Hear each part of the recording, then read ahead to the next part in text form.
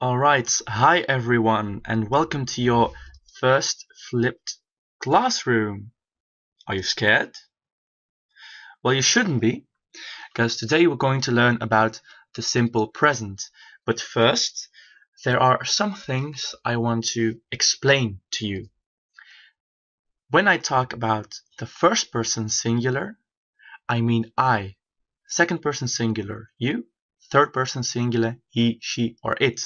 When I talk about the first person plural, I mean we. Second person plural, you. Third person plural, they. But it's especially the third person singular that I'm going to talk about a lot. So, the present simple tense, that's what we're going to learn about today. How does it look like? Well, it looks like this. Look at this sentence. She works on her basket after dinner every day.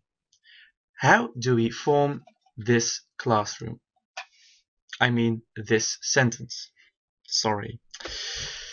So, we have I work, you work, we work, you work, and they work.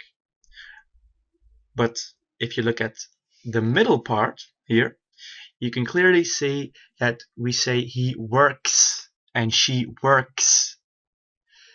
We add an S to the third person singular. So don't forget, the first rule, the third person singular is formed by adding an S to the base verb. This man works on his computer. I work on my computer. You work on my computer. But this man works on his computer. We add an S. But that's not the only rule. There are quite some other rules.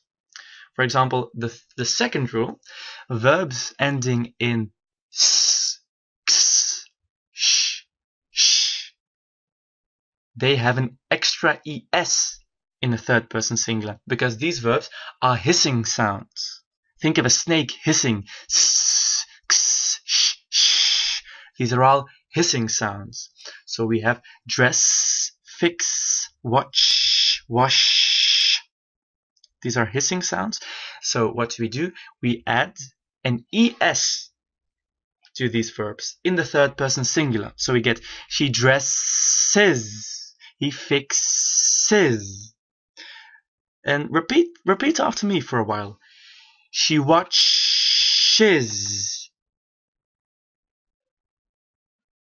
She washes. Alright? And we also have verbs ending in an O, for example, to go. And we also add an es to the third person singular. So we have it goes. It goes. She goes. He goes. We add an es. Then the third rule is for verbs ending in a consonant plus a y. And what is a consonant? A consonant is een medeklinker in Dutch. So M, L, N, P, R, letters like that. So for example, cry. Cry ends in an R, a consonant, plus a Y.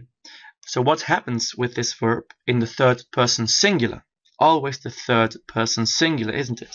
Well, we change the Y into an I. And we add es. So instead of you cry, we get he cries. She flies. It spies. I changes into an I and we add es. Then there is a fourth rule for verbs ending in a vowel plus a y. And what is a vowel? A vowel is different than a consonant. Vowels are A, E, I, O, U. Klinkers in het Nederlands. So, for example, play. Play ends in a and a Y. And A is a vowel. So we get I play, you play, we play, they play. But, again, the third person singular. Sorry for that. It's my PowerPoint. So, what was I talking about? The third person singular again. You must be like this right now. Always that third person singular. But it's not that easy. What is the rule? We just add an S. Third person singular. He, she, it plus S. So we have, for example, he plays, she enjoys. It's very simple. Alright, now a quick exercise. I want you to take a sheet of paper, neem een blaadje papier, and I want you to write the third person singular of these verbs. And I will ask you for these sheets in class. So pause the video and write down the verbs and then look at the corrections. Now, I know what you're thinking. You're thinking about not pausing the video and just looking at the corrections. Well, I've got some bad news for you, because I've secretly installed cameras in your bedrooms. And I'm watching right now. And if you cheat, I will find out. And the punishment for cheating is 10 whiplashes before class starts. So think very carefully about cheating. And pause the video.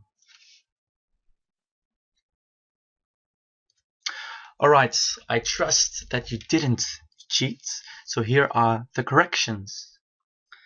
Then moving on, now we're going to talk about the interrogative form of the present simple tense. We gaan het hebben over de vragende vorm nu. So look at this picture and tell me, does he work as a doctor? Yes, he does. Now look at the sentence.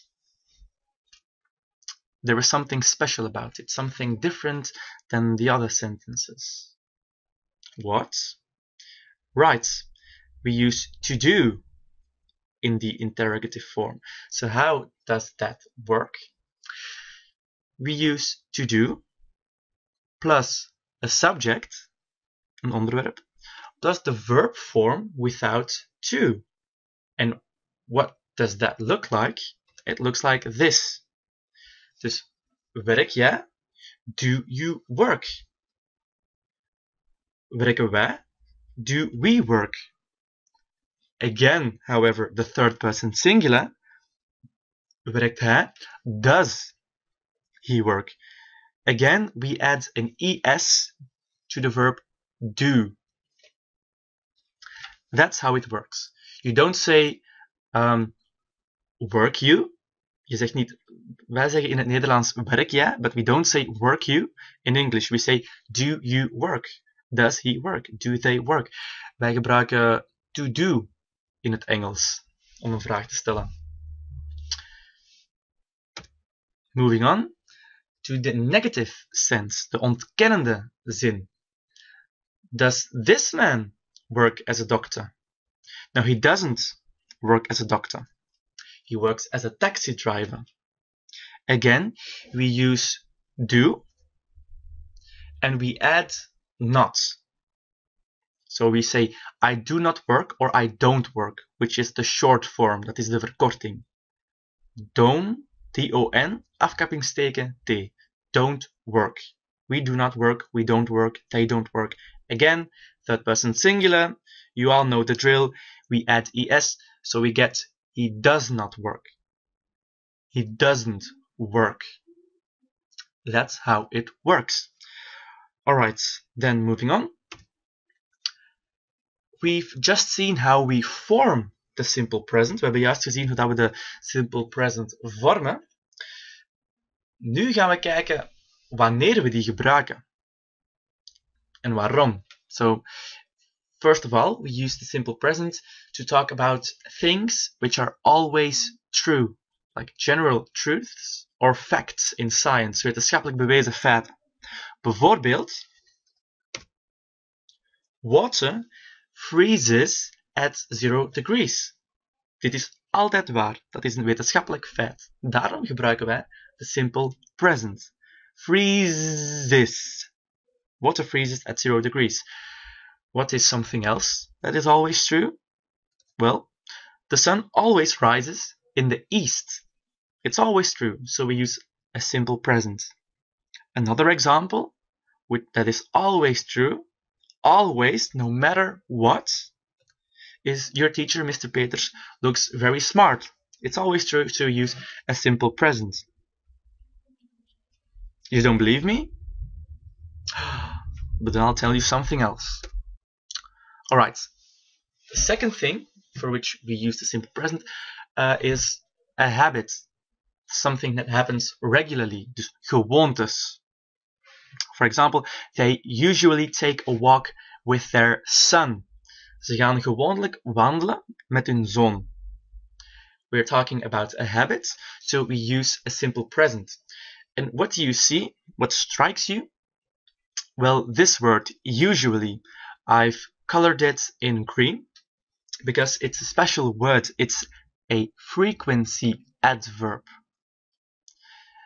It's something we use to talk about habits. Ze gaan gewoonlijk wandelen met hun zoon. A frequency adverb. We also have other frequency adverbs. For example, always, often, generally, usually, normally, sometimes, or never. He sometimes forgets to call back.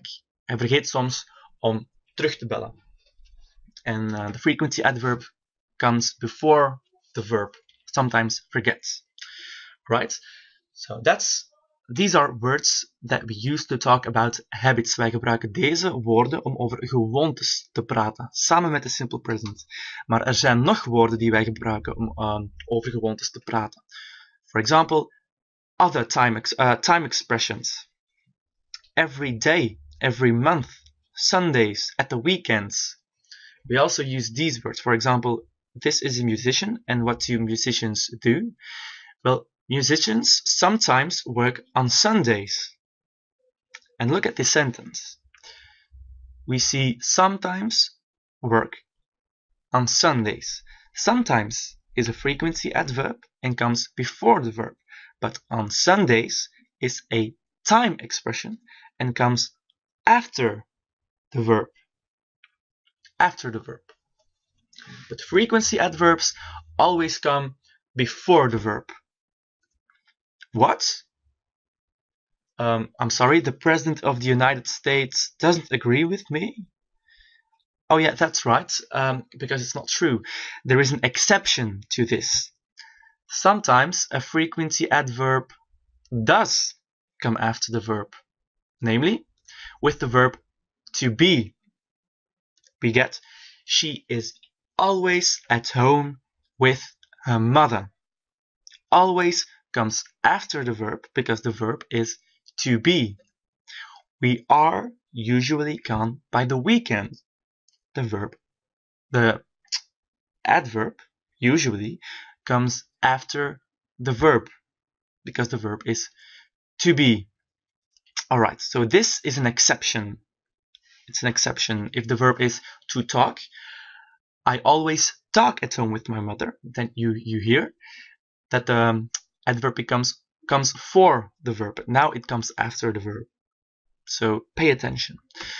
Then we also use the simple present to talk about feelings. I like going to the cinema. He hates flying. Very simple. We also use the simple present in opinions. For example, I think you are joking. She doesn't agree with you. I think you like my simple classroom, my flipped classroom a lot. And it's also used for timetables and schedules. So you can see a timetable of planes here in an airport. And you can say that, for example, if you want to go to Paris, you can say that the plane leaves at 10 to 10. If you want to go to New York, you can say the plane leaves at 8:05. Or the train arrives. It's used for timetables or schedules, the simple present. And that's about it.